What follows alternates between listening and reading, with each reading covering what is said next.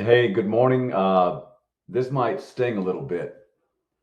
Uh, these are rates with discount fee in them for perfect credit. We'll talk about what's going on in a second, but let's just take a look at this. The 30-year fix with an 800 score, we're at 7.625 with one discount. No discount on this. We're at 8% for perfect credit right now if you have no discount. This is Monday night. I'm talking. It could have gotten better or worse uh, by the time you're seeing this. The government rates, FHA, VA, USDA, all at or above 7, even with one discount right now. It has been a rough 60 days, which we'll touch on in just a second.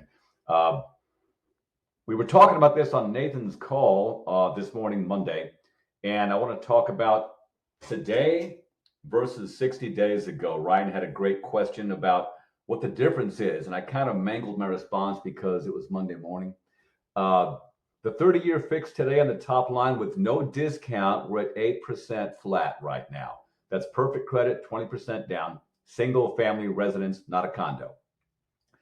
August 9th, we were at 7.25%, also with no discount. So it was not 1% as I suggested. It's more closer to 0.75%. So, yay. The difference here is we're going to compare the rate differential from August 10th to today. This is 8% versus 7.25% on a $650,000 purchase price with 20% down. That yields a $520,000 loan amount. Today, we'd be at $3,816 principal and interest before you add in taxes and insurance. Back on August 10th, when rates were in that 7.25 range, it was $35.47 for the same loan amount. That's a $269 increase in cost for the same house just over 60 days. At today's rates right here, at today's rates, the loan amount must be, instead of 520, it must be 483,398 to reach the same payment that we had when rates were 7.25 just 2 months ago, when people just maybe started shopping with you. So things have changed quite a bit.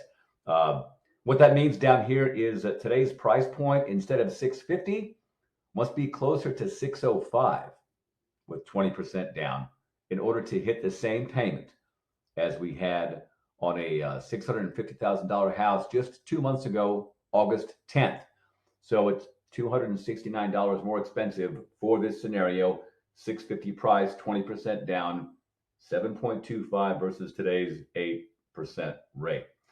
And if you want to really throw up buying power since COVID, if we want to hit today's 3816 payment off of a 520 loan amount, back during COVID, that would have gotten you an $876,000 loan.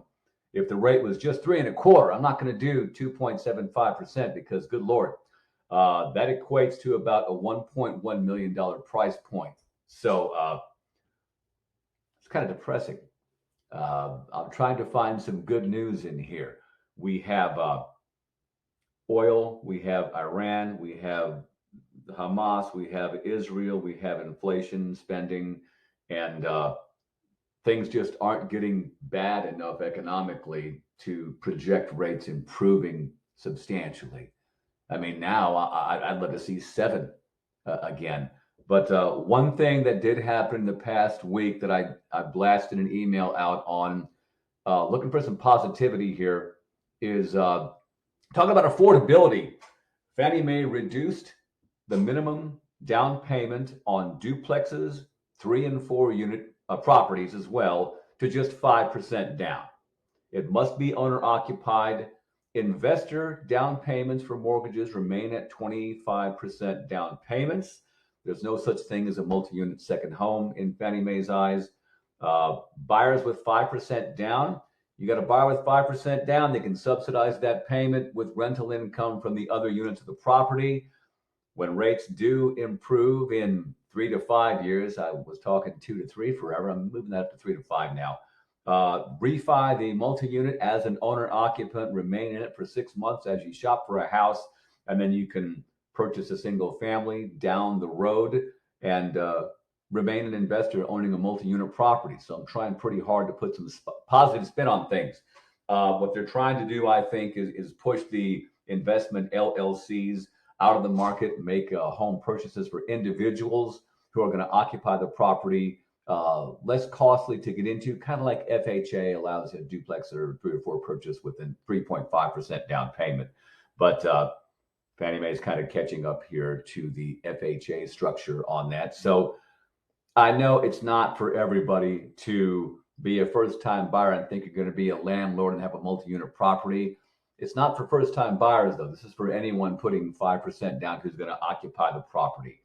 So I'm kind of grasping today. But hopefully by the time I see you next week, we'll have better news to talk about. See you soon. Have a good day.